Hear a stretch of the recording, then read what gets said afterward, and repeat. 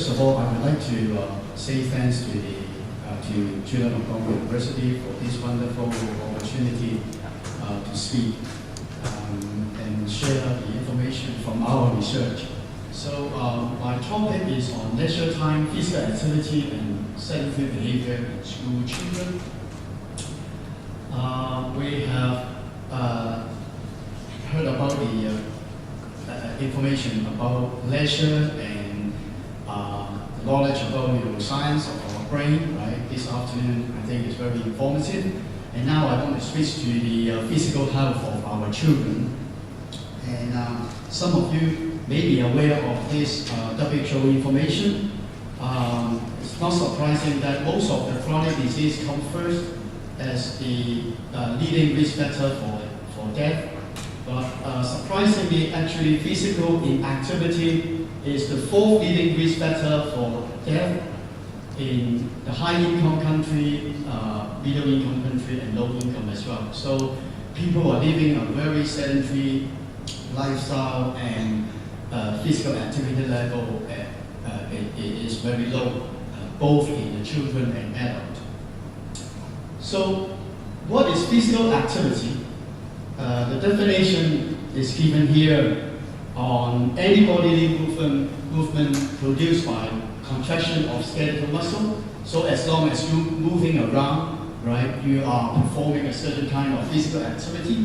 From leisure time physical activity, play, dance, moving around at home and doing housework, walk the park, and active transportation, walking to and from the train station or bus station. So all sort of physical activity are included in this slide. So during the break, when we get out to get a cup of coffee, that is kind of physical activity. But at the same time, if after dinner you walk the river, it's a physical activity. And for those people who are helping running the conference or serving tea and coffee outside, they are also performing a certain kind of occupational physical activity. All right? Even though perhaps the feeling is different, because if you are enjoying the scenery, walking the park, when compared to someone who are performing a hard labor job, the physical activity level may be similar, but the enjoyment level will be different. But in terms of the energy expenditure, the physical activity level could be the same. So I mentioned about that there are different domains of physical activity. We are focusing on leisure time physical activity today. So the leisure time activity is considered activity that is over and above which occurs within the workplace. The other domain is, as I mentioned, is the occupational physical activity. And then we have other kind of physical activity like work at home, gardening, and yard work. And as I mentioned, as a form to moving around using different type of transport to different locations. So leisure time physical activity domain involve exercise, shopping, walking, doing any type of activity outdoors. That is the leisure time physical activity domain we are focusing this afternoon. Well, people may be confused about the term physical inactivity and sedentary behavior. Actually, there are two different things. In terms of physical activity, when we describe somebody who are physically inactive, basically we have an international guidelines. We are expected to, as adults, we are expected to perform at least 60 minutes moderate intensity physical activity every day. If you cannot achieve this level, you could be classified as physically inactive. And for children, this amount of physical activity is even higher as expected. So for children, they should be 180 minutes, right? Physical activity. the intensity is from moderate intensity to rigorous physical inactivity, more than 120 minutes to 180 minutes. So physical activity is set at this international level, and you can measure precisely what level you can achieve. For example, people recommend walking for 8,000 or 10,000 steps per day.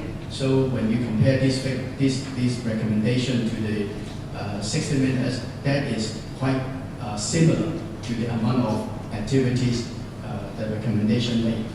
So for sedentary behavior, the definition is different. Any waking behavior categorized by energy expenditure smaller than 1.5 MET, this is the metabolic equivalent.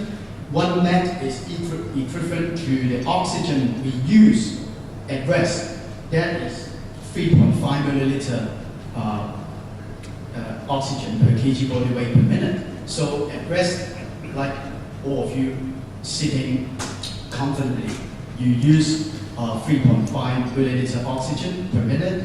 All right. So the MET value is 1. So when you increase the exercise intensity, just like me when I stand here to give the lecture, the MET value would increase to probably 2. If I move around, the MET value even higher. So for light physical activity, the MET value range from 1 to 3.99, usually we call it 4. All right. Anything lower than 4 is a light physical inactivity level. So what the recommendation, the international recommendation I just mentioned, range from 4 to 6. That is the moderate physical activity. So adults are expected to perform at least 60 minutes moderate amount of physical activity. Anything smaller than 1.5 MET while in a sitting or reclining posture. So you can imagine what happens if you, for teachers, that shouldn't be a big problem because most of us are standing in the classroom for a long time. But for students, primary, secondary, or even university student and office worker, if they spend a long time to work with their computers or listening to the class, you can imagine people can easily add up more than 6 to 8 hours, right, sitting for prolonged sitting. So this is something we call sedentary. So physically inactive is to describe those who are performing insufficient amount of moderate to rigorous physical activity, as I already explained. And sedentary behavior is too much behavior that causes the energy expenditure lower than this amount. What concerns us now is the sedentary behavior in children, because research has repeatedly shown that children spend a lot of time on screen-based behavior, right? Including TV viewing and using the computers for their homework. So screen time behavior is a concern nowadays as part of the sedentary behavior of children. So in the past, most of the exercise scientists and behavioral scientists are more interested in sport, all right? And the exercise intensity bound to be very high, from moderate physical activity to intense exercise. This is what we are interested. We try to see the physiological application after you go through a training program, right? This is what we are interested in, see the benefits of exercise. But now, because of the prevalence of sedentary behavior, we develop an area as sedentary physiology. What happens if we continue to live a very sedentary lifestyle? All right. So from this end, now we are interested in knowing what happens in your body when you live a sedentary or very physically inactive life. This is a 24-hour movement guideline issued by Professor Mark Trentley of University of Ottawa recently. They, based on their data from sleep and physical activity, they developed this 24 hours guideline for the children. So in the past, the guidelines in terms of exercise or sleep or physical activity are separate. Now they try to combine this together and make it more practical for children to live at 24 hours. So you can see that for children aged 5 to 7 years, right, they should have longer than 60 minutes of MBPA per day. This is the minimum amount, as I mentioned. The physical activity should be moderate to vigorous physical activity. And then they have the step, moving around, exercise, several hours of a variety of light physical activity. Okay, and the sleep time is also highlighted here. So at least 8 to 10 hours for people of 14 to 17, and the sitting time should be shorter than 2 hours per day. All right. So this is the 24-hour movement guideline for youth and adolescents. Right. We have the guidelines. I mentioned this several times. The 60-minute guidelines and the 24 hours guidelines. But when we look at the data from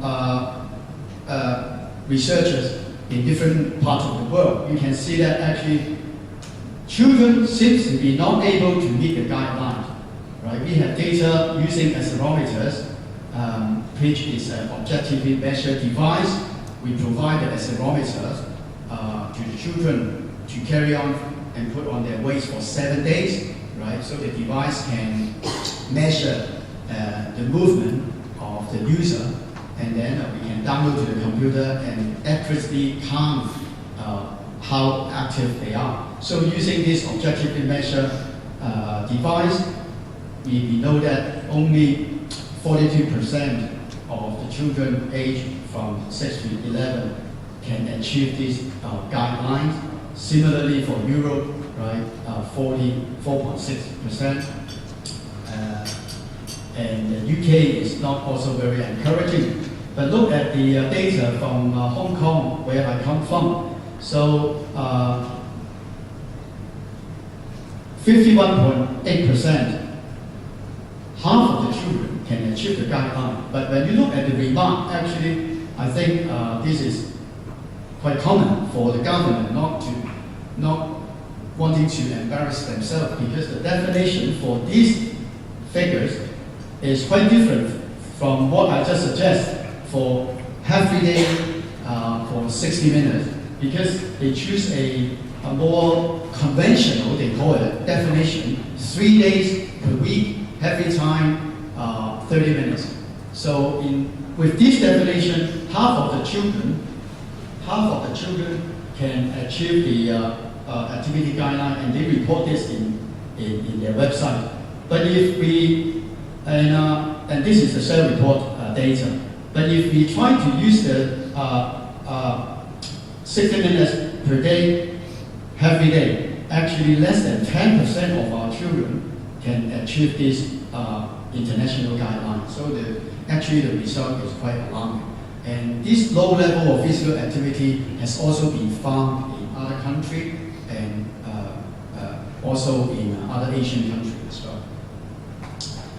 So I try to, we can try to group those behavior together among our boys and girls and see what are the major patterns of their sedentary behavior. So apologize for the quality of the slide. You may not be able to see the line clearly. But what I put here is actually, I better look at this one. Yeah, the activities, 5 group of behavioral cluster among boys and girls.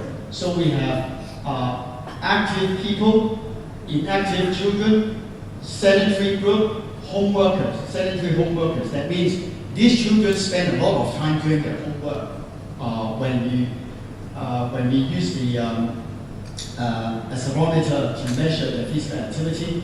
And some of them could be labeled as sedentary TV viewers because they spend a lot of time.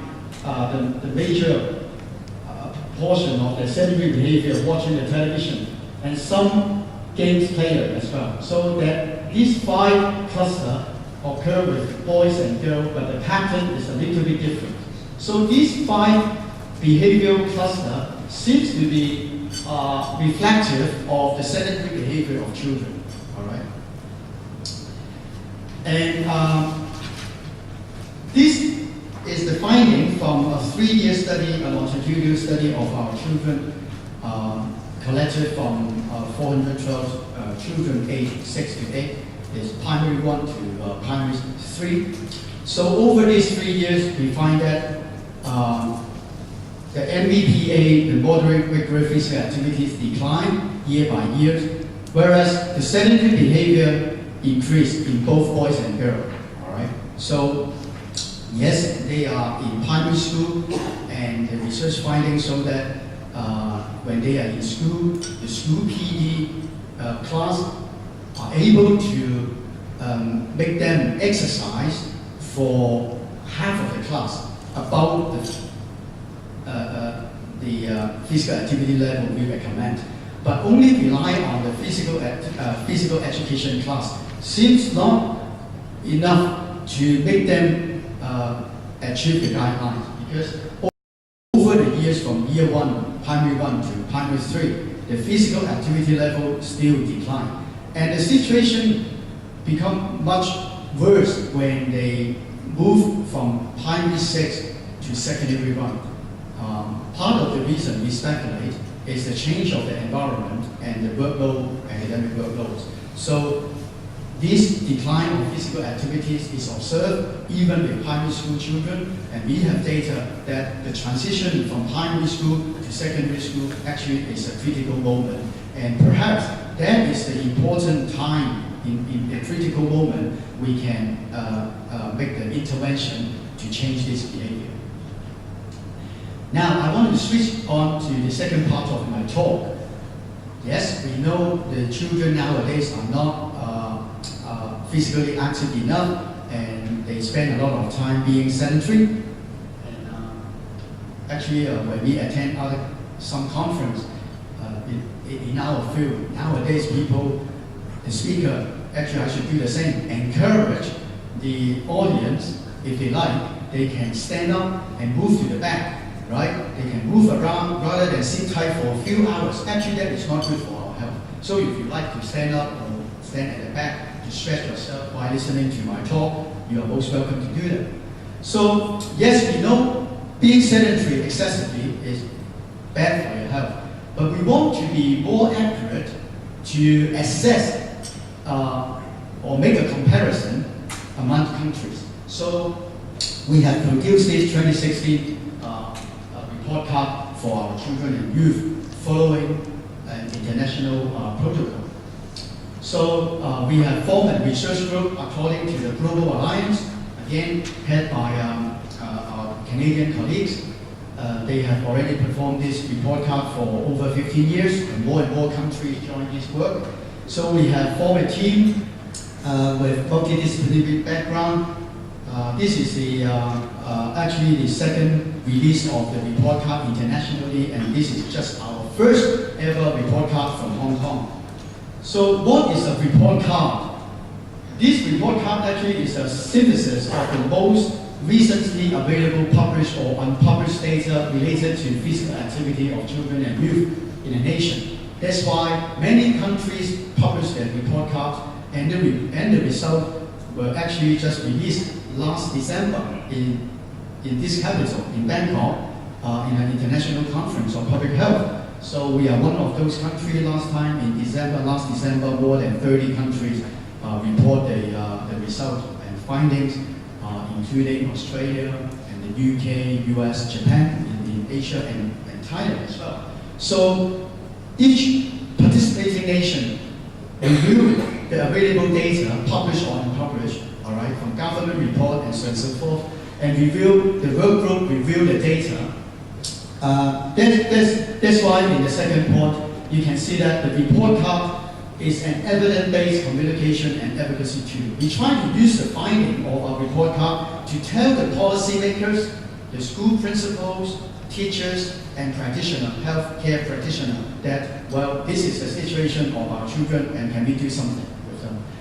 So the report card is not a research study, we just review extensively the findings from the literature. So the report card serves as an accountability index for our youth. So in our city, we are accountable to our children and youth in Hong Kong. It also serves as a surveillance synthesis mechanism because, for example, in Canada, they publish the report card annually. But because we are a small city and the number of researchers is also very small, no way we have many new studies each year. So we decide to conduct the review once every 2 years. So this year we are going to produce the second report card again. So you can see these are the function of the report card, and the Global Alliance has reviewed that all these functions have been achieved, and some of them have been informed by the government and have been reported by media. So it's a very successful initiative. So as I said, the first report card was released in 2014. At that time, only 15 countries participated, all right? So mainly from North America and Australia. And then the second one was released last December in Bangkok. The country's number jumped to 38. Now we are expecting the increase of the participating country, and the result will be released in Adelaide in Australia next year, 2018. So all the participating countries are now producing their report card again. So how can we do that? Well, we have 9 indicators. 5 of them are related to the behaviors that contribute to overall physical activity and sedentary behavior. The first one is the overall physical activity level, organized sport participation, active play. I remember in the previous talk we have heard something about play, but actually this is one of the area we find it very difficult to assess, not only in Hong Kong but from our international collaborators, because this area has been seriously under-researched. And the fourth factor is active transportation, all right?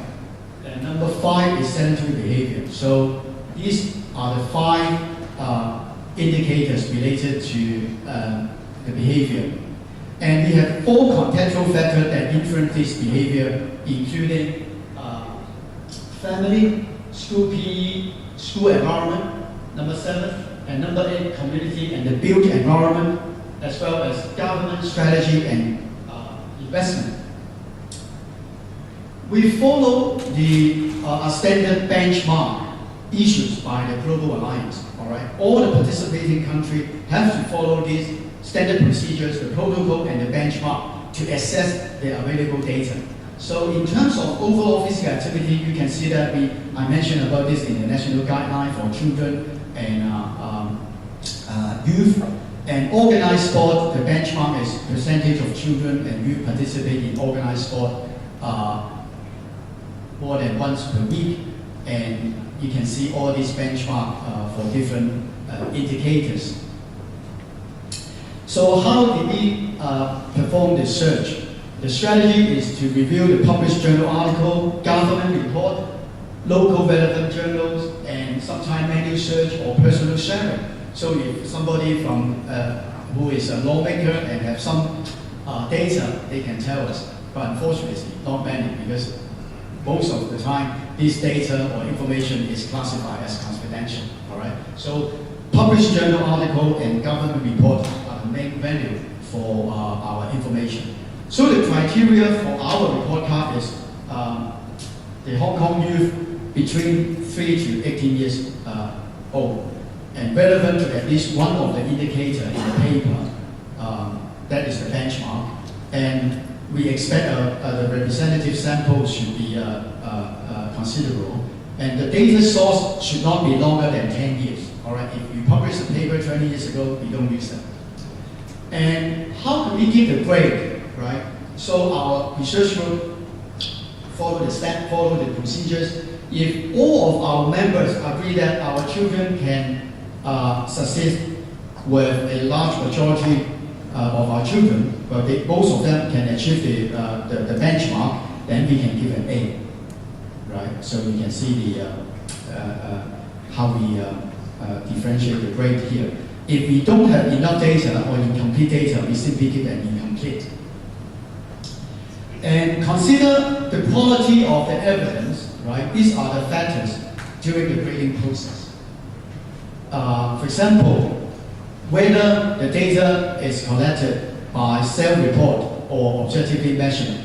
As I mentioned, if we apply this as a barometer to measure the physical activity, this is scientifically sound. So the objectively measured findings would be viewed as more important than something that is simply self-reported. But having said that, look at this, the sample size is also a concern. So if a government have simple questionnaires on more than, say, 100,000 citizens or children, well, certainly the sample size should be considered when compared to the objectively measured study with only 200 or 300 participants, right? So we have to debate and decide which paper or the finding would be acceptable.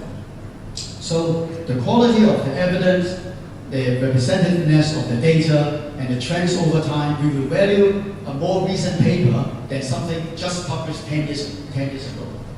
And we also apply the plus and minus sign to indicate the disparities across subgroups. For example, any differences between genders or the age group or the socio-economic status. Now, we come to the findings. Overall physical activity for our children in Hong Kong is only D, all right? And the organized sport is C minor, and active play, as I said, we don't have enough data to give a grade, so we give an incomplete. And for active transportation, if you have visited our city, you may not be surprised with this finding because the transportation, the infrastructure is reasonably good. So that's why active transportation is a B. And the sedentary behavior is C, family D, not very encouraging for our parents. In terms of school policy, PE class, so and so forth, we have a C. That's why when the government officials see this result, they seem to be quite reasonably happy with this finding, at least they don't feel we embarrass them. And number 8, for community and built environment, again, that is quite simple to the infrastructure, the transportation infrastructure, we achieve a B. And finally, for government strategy and investment, it is an incomplete result, mainly because we don't have enough data to make a decision. And I want to show you the comparison among the Asian countries. We have 2 grade with B grade, right? The active transportation and built environment. So you can see we are on par with the result of Japan and Thailand. Thailand is also achieving active transportation at B. And so this chart can make a good comparison with other Asian countries, whether we can we should make a good progress or we still have a lot to do. So incomplete for active play and government, right? We are the only place without a grade for government. But in terms of active play, you can see a lot of Asian countries were not able to give a grade in this sense. Mainly because active play is, as I said, is poorly defined and hard to collect the data with very young children. So we make some suggestions for this comparison. We encourage the policymakers, school teachers, and healthcare professionals to increase active play and active transportation, decrease sedentary behavior, including the use of electronic screen device on our children, and parents should engage in more physically active activity together with their children so that they can become more motivated to move around. And schools should make efforts to make PE class more interesting and increase actual time in PE activity during school time.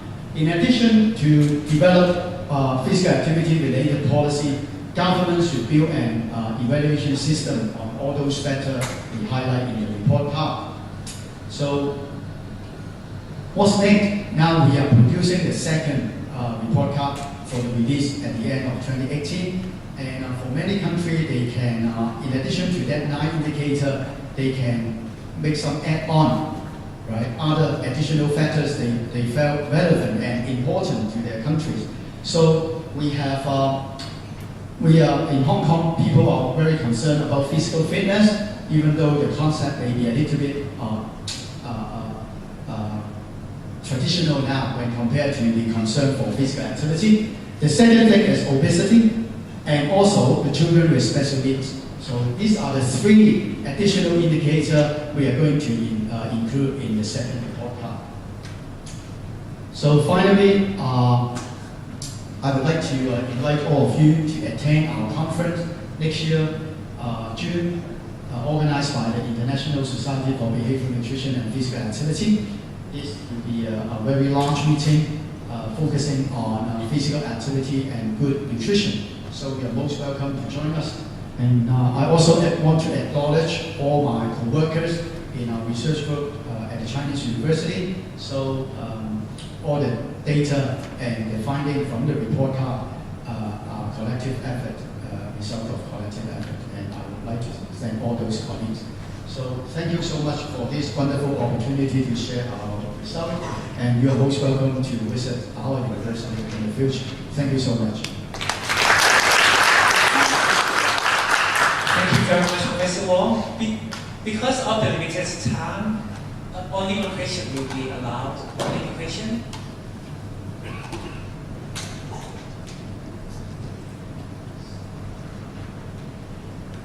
Okay, so